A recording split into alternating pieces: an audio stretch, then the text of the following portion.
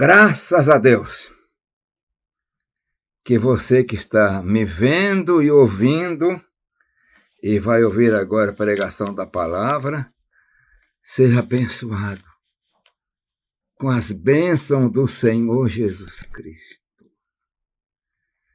Eu quero pedir que você se inscreva no canal, deixe o seu gostei, isso é muito importante.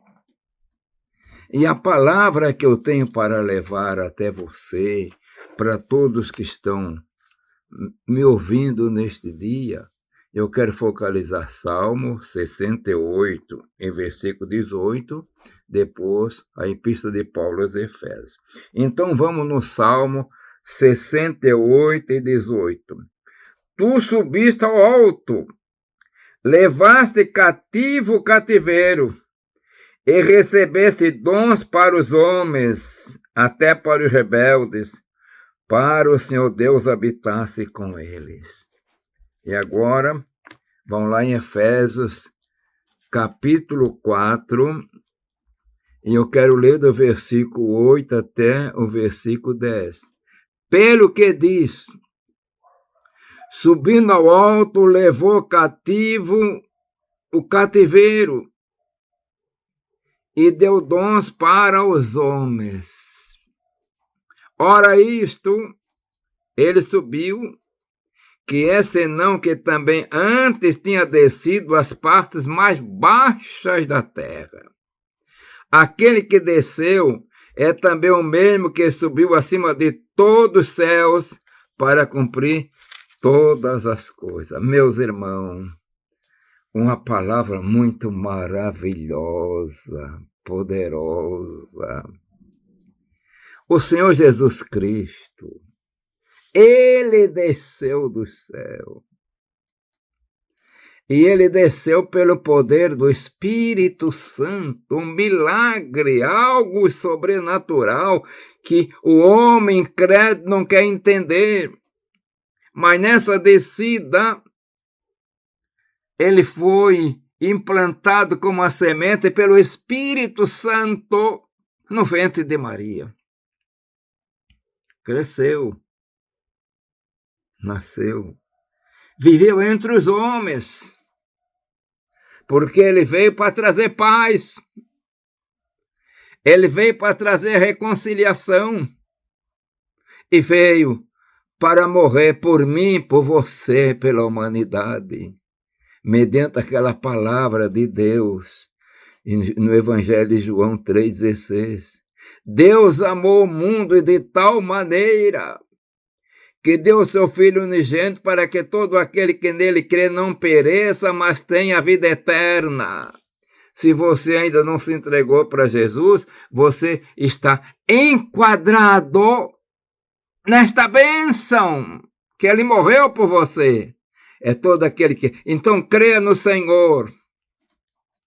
E aí você vai ter paz, perdão de pecado, alegria e certeza de salvação. Mas a palavra nos fala que Ele morreu na cruz do Calvário. E quando Ele estava na cruz, lá no alto da cruz, tem um colóquio. Tinha um ladrão que estava ao seu lado direito.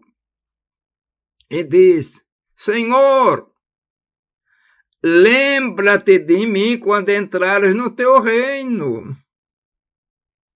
E ele disse, hoje mesmo estarás comigo no paraíso.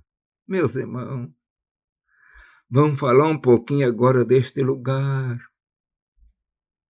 Segundo cremos, segundo a palavra, o paraíso até então, na linguagem dos judeus, era aquilo que é chamado o seio de Abraão, que nós encontramos na parábola do rico e Lázaro. E existe uma controvérsia de Jesus ter descido a este lugar. Eu prefiro aceitar e crer que ele desceu. Mas esse lugar, chamado seio de Abraão, também era conhecido como paraíso. A partes ficava no Hades. Hades era o lugar dos mortos. E essa palavra era grega. E Sheol era a palavra hebraica. Então, na cultura judaica, ali estava Abraão, pai da fé, na parte superior do mundo invisível dos mortos. É incrível, né? Mas tem uma separação, um abismo. De um lado não podia para o outro. E também não podiam se comunicar. E Lázaro foi para aquele lugar. E o rico foi para o inferno.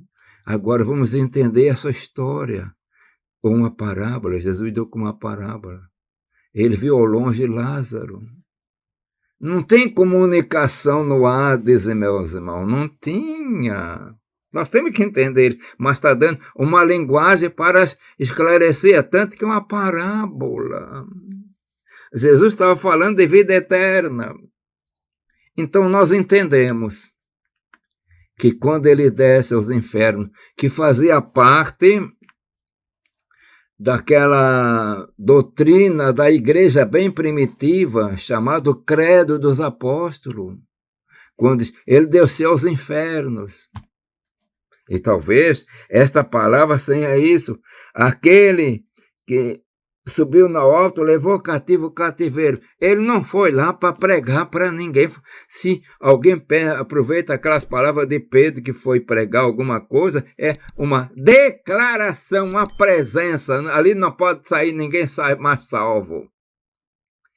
Mas nós entendemos que o seio de Abraão agora está vazio, lacrado. Ele tem a chave, Jesus. A palavra diz que ele tem a chave da morte e do inferno. Ele fechou. E aí, ele leva o ladrão com ele, né? Vai para o céu. E agora, nesse lugar, chama-se o paraíso. É um lugar tão maravilhoso. E a palavra diz que subindo ao alto, levou cativo o cativeiro e deu dons para os homens. Porque aquele local, de um modo geral, é chamado cativeiro. Ele está enquadrando como um lugar só. A parte inferior ficou lá por baixo, a parte de coisa. Acreditamos que as pessoas que vão para o inferno são lançadas naquela parte. Mas a parte superior, nós entendemos que está fechada. Quem morre agora, crente, vai para o paraíso. Não sabemos como é a vida do paraíso. Lamentavelmente, eu digo assim, mas é uma coisa de Deus. Paulo, quando esteve arrebatado lá, ele viu vozes, ele viu palavras inefáveis. Eu acredito que não era de anjos. Então parece que as pessoas que estão no paraíso conversam. Isso é muito complexo, viu, meus irmãos? Não estou dando afirmativo, estou dando uma ilustração. E esse lugar agora está no terceiro céu. E diz Paulo que ouviu palavras inefáveis de que ao homem não é lícito falar, uma pena. Eu considero assim, mas Deus é sábio. Então, ele levou cativo. Ora, isso ele subiu, quer senão que também antes tenha descido as partes mais baixas da terra. As profundezas da terra. E a própria palavra diz, lá no Velho Testamento, que o inferno está embaixo. Meus irmãos, aquele que desceu é também o mesmo que subiu acima de todos os céus para cumprir todas as coisas. Nosso Senhor vitorioso. Se ele desceu lá, não foi para pregar o evangelho, mas para declarar a vitória. Declarar a vitória. E vir arrancar daqui os cativos, os meus que estão cativos aqui neste lugar. Vai para a eternidade. Meus irmãos, é um assunto muito delicado, mas o paraíso de Deus é uma realidade. E nós entendemos que o paraíso agora é um lugar intermediário, onde os salvos ficam, aguardando a ressurreição, ali estão como alma, como espírito. É difícil de entender também, porque tem vários pontos de vista, e eu não quero criar polêmica com ninguém nessa parte. Eu espero ir para o paraíso enquanto aguarda-se. E lá todos estão vivos, é o que Jesus falou. Deus não é Deus de morto, Ele é o Deus de Abraão, de Isaac, Jacó, porque para eles todos vivem. É que ele falou para o Estado de Seu, está na palavra. Então, este lugar é de vivos. Eu acredito que não estamos dormindo, nem inconsciente, tem uma vida consciente ali, mas independente do nosso ponto de vista, está numa dimensão diferente, meu. Talvez não tenha nem noção do tempo. É um pouco difícil a gente falar, porque a palavra não diz nada a respeito, mas diz que existe paraíso. Meu irmão, minha irmã, Jesus vem. E nós vamos desfrutar de bênção, coisas gloriosas.